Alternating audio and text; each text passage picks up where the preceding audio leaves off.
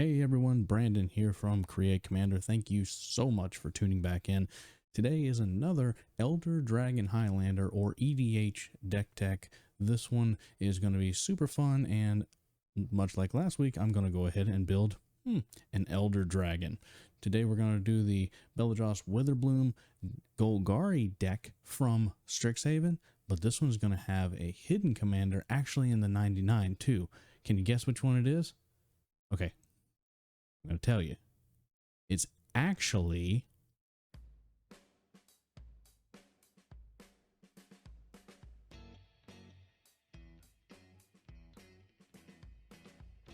it wouldn't actually be fair if I went and actually told you the hidden commander's name yet, because this deck is headed up by Beledros Witherbloom. Witherbloom is the green and black school in Strixhaven. So, I mean, come on. If we're going to build a green and black one, we got to go after the namesake of the school, right? Kind of like we did last week, but we'll get to that in just a second. Beledros Witherbloom, 5 black and green for a 4/4 with flying. At the beginning of each upkeep, create a 1/1 black and green pest creature token with, when this creature dies, you gain 1 life. And then you can pay 10 life, untap all lands you control, activate only once each turn. Very, very specific wording, very strong commander. Obviously the 7 CMC is going to be a little hard to get to sometimes, but that's okay. We'll talk about some of the tribal stuff that's going to happen here in a little bit. But first, let's head on through the core of the deck real fast and see what we can do to get us drawing cards, ramping out Beledros, and removing some of our opponent's key things. First section up is our card draw section, and Soul Guide Lanterns is just one of those cards that kind of can really do it all, and being colorless, it can go in basically any deck. You can sacrifice it, and each opponent, exiles their graveyard. So if you got some graveyard strategies going on, this prevents a little bit of that. I like having a graveyard 8 piece in my deck, period. But you can also pay 1, sacrifice the lantern, and draw a card too. So it does a lot of things, right? Obviously also gets rid of something on ETB. Kenra's Transformation, classic one at this point. Throne of Eldraine, ETBs, draw a card. ETBs turns their commander or something else into an elk. Mazemind Tome is 2-drop. You put a page counter on it, and then all it takes is a tap, and you can scry, or you can pay 2 into it, put a page counter on it, and draw a card. Fun stuff. And then it also, after you get enough page counters on it, you can still gain some life off of it. Season of Growth, whenever a creature ETBs under your control, whenever a creature, doesn't mean you make a token, fine. Creature enters the battlefield under your control. Scry 1. Very cool. Whenever you cast a spell that targets a creature you control, draw a card. Sign in Blood, draw 2, lose 2, pay 2. Hey! Tome of Legends, another one from Throne of Eldraine. I love this card. Tome of Legends ETBs with a page counter on it. Whenever your commander enters the battlefield or attacks, put a page counter on Tome of Legends, then you pay 1, remove that page counter, draw a card. Drawing your card for 1, really good. Really good. Next is Life Crafter's Bestiary. That one's been around for a hot minute. Painful Lesson is next. Read the Bones. Beast Whisperer. This is a cast trigger. Please remember that. Death Reap Ritual is at the beginning of your end step. If a creature died this turn, you may draw a card. At the beginning of each end step, a creature died this turn. Doesn't have to be yours. You may draw a card. Everybody else is beating the crap out of each other. You can still draw cards off of it. Fantastic. Greed, classic enchantment. A 1 black, 2 life, draw a card. 1 black, mana, and 2 life in EDH when you start with 40, and your commander makes things that can, when they die, that you get that life back. Wow. Harmonize, very simple. Draw 3 cards. Boom, done, end of story. Primal Command has a lot of stuff on it, and usually when cards have a lot of text on it, it's probably pretty good. For example, you can choose any 2 of these. Target player gains 7 life, or puts target non-creature permanent on the top of its owner's library, so a little removal. shovels his graveyard into his or her library, searches the library for a creature card, reveals it, and puts it into hand. So this is actually a tutor. Yeah, this is actually kind of important when we're going to be searching out that hidden commander. You know what I'm saying? The last two cards in the card draw section, there's going to be a lot of cards in the card draw section of this one because we definitely are trying to find that hidden commander for sure most games. But the last two cards in the card draw section are a personal favorite of mine, probably a pet card, maybe not, but I think it just is great. Return to the Wild Speaker. You draw cards equal to the greatest power among non-human creatures you control. Your commander is a 4/4 dragon, so this is drawing you 4 cards for 5 mana, basically. Finally, the last card in the card draw section is Izani Thousand-Eyed. You can pay Golgari, sack a creature, one of the pests, or an insect, or something like that. Gain a life, draw a card. Everything's about gaining a little bit of life and drawing cards, so we can find that hidden commander. We've arrived here in the ramp section, and the first couple of cards are really just essentially the same thing. Elvish Mystic, Fenhorn Elves, Llanowar Elves, all cost a green. They're 1-drops. They come in, they're 1/1 creatures, and they tap for green.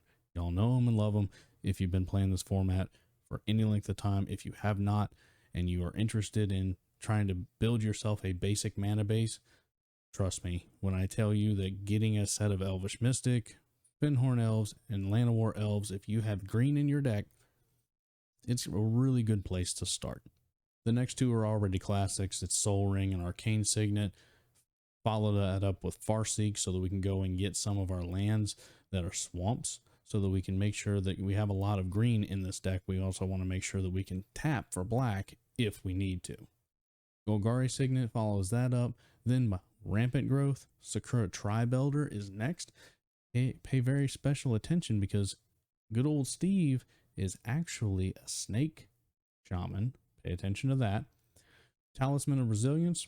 The 2-drop talismans I think should basically be in every commander product. I think they're fantastic ramp.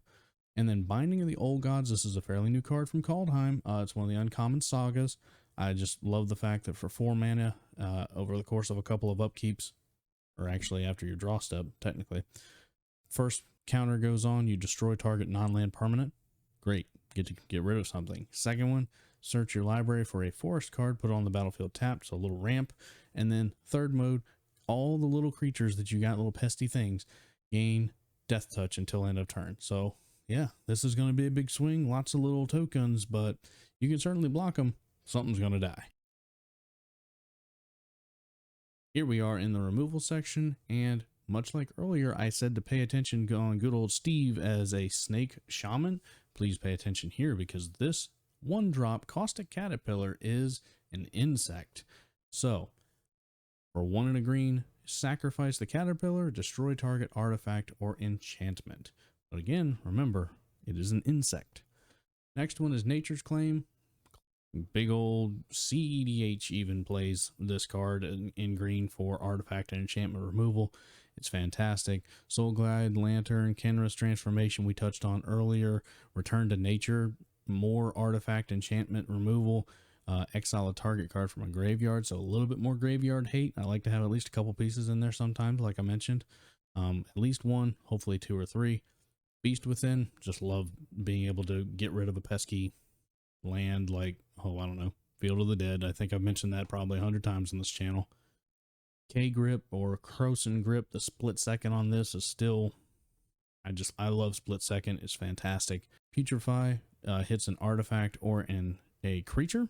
So, you know, we got some targeted creature removals. Reclamation Sage also comes in for artifacts and enchantments.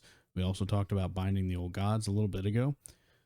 Death Sprout is in here to destroy a target creature, and then you can ramp a little bit after that. So this is kind of helping you keep the board under control in the early game while you're still trying to get to see if you can get Beledros Witherbloom out. And this helps you go get a land for it. Eyeblight Massacre. Non-elf creatures you control get -2/-2 until end of turn. I know it's kind of weird to see this in here, and I'm going to actually tell you or show you what that is for here in just a minute. So hold that thought for just a second. Acidic Slime, Primal Command, Casualties of War, and In Garrick's Wake are all our top end removal spells. And obviously, In Garrick's Wake can be a game ender. Every creature they have goes away, and if you have a boatload of tokens, it's just swinging for damage this turn and next turn, or hopefully just this turn. So here we are, we have made it, and this is how this deck is going to function. This is a tribal based deck, and it is based around Blex, Vexing Pest, other pests, bats, insects, snakes, and spiders you control get +1/+1. That's the little hidden commander that I was telling you about. So for example, your Hornet Queen comes in. Your Hornet Queen is an insect, so it's now a 3/3 with flying and death touch. When it ETBs, it makes 4 1/1s. Nope. Actually, she makes 4 1/1s. They get pumped up just because Blex is on the battlefield to be 2/2 flyers with death touch. In green, love it. The very last thing that we're going to touch on is a moment ago I told you about Eye Blight Massacre, giving everything -2/2. That's not an elf. So why in the world would I put that card in this deck? Well, simply put, because cards in this deck exist like Poison Tip Archer and Sir Conrad. So Poison Tip Archer, whenever another creature dies, each opponent loses 1 life. Same for Sir Conrad. When another one dies, opponents lose 1 life. And it's to each opponent. So if you have a boatload of tokens and all of a sudden you slap down your -2/2,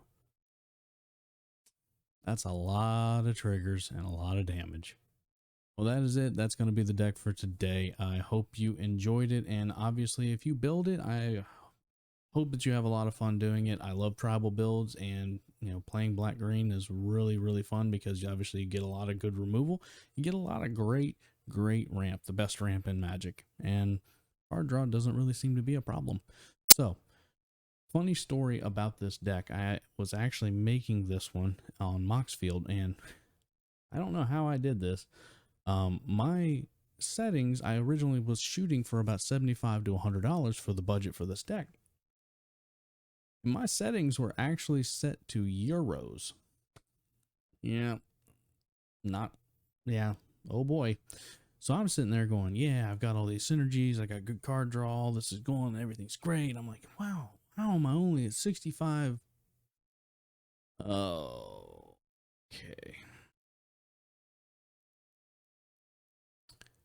Anyway, change it back to TCG player pricing, not card market pricing, and the total of this deck currently, as I'm recording this, is about $130. But before that makes you jump out of your seat, please bear in mind that 20 of that is the commander right now for the pre-sales and stuff like that. Like the pricing is not accurate for that sort of thing. Wandering Archaic is in this deck.